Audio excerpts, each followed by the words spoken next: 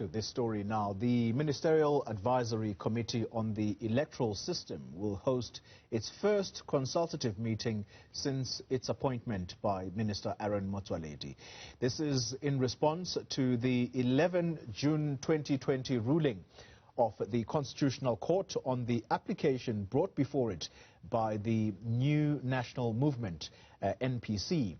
Now, the Constitutional Court ruled that the Electoral Act is unconstitutional to the extent that it prevents independent candidates from contesting national and provincial elections. The court has given Parliament until June 2022 to amend the Electoral Act. Pelane Phakgadi joins us now in studio to tell us more about this issue around the Electoral Act. So, the ruling by the Constitutional Court, very clear. Mr. Phakgadi, talk to us about the current Electoral Act and what the decision was at the time that we're going to use it as a basis for voting in the country. There was turmoil in the country. There was a lot of negotiations going ahead. And what was important was that there was supposed to be democratic elections that were going to be held. And a decision was held. This was pre-1994. And there was a decision held that there must be a temporary structure on how the electoral system must assist in that 1994 elections, in those 1994 elections, to ensure that they usher in a new democratic dispensation. And following that, which the government at the time will be charged with ensuring that a new electoral system comes to pass. Now, all these years later, more than 25 years later to be exact, and that ruling now is brought through by the Constitutional Court to say that now Parliament has until the mid-2022 to make a decision on how they will allow independent candidates to elect provincial and national elections. And I think it is important to note that I don't think it was in the interest of any party governing either in the Western Cape, where the Democratic Alliance is, and nationally, where the African National Congress is, to try and propel individual people or people of individual interest into Parliament or legislature.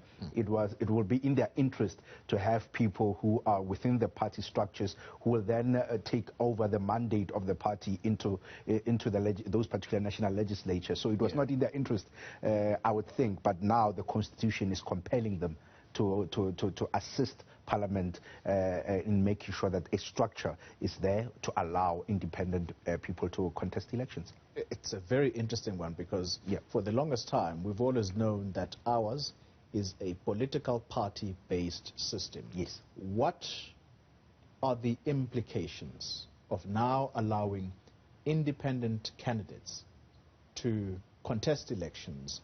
How does that change things? Have you been talking to people who perhaps are raising issues about what the implications are going to be?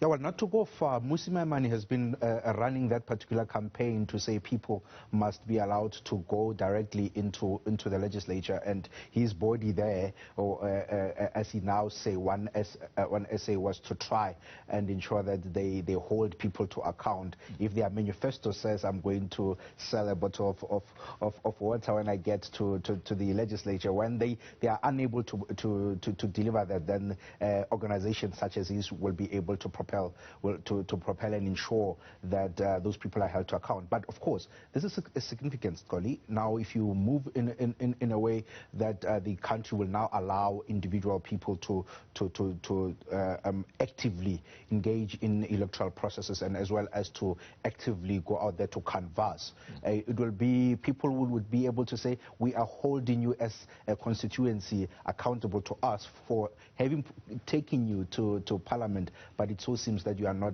going ahead with our interests. So it will come to those votes of confidence and no confidence, and the votes of whether a certain public protector should go or not, and so on in Parliament. If somebody can vote with their conscience, and of course vote on the basis of the constituency of which brought them to Parliament, perhaps we'll see a very different Parliament.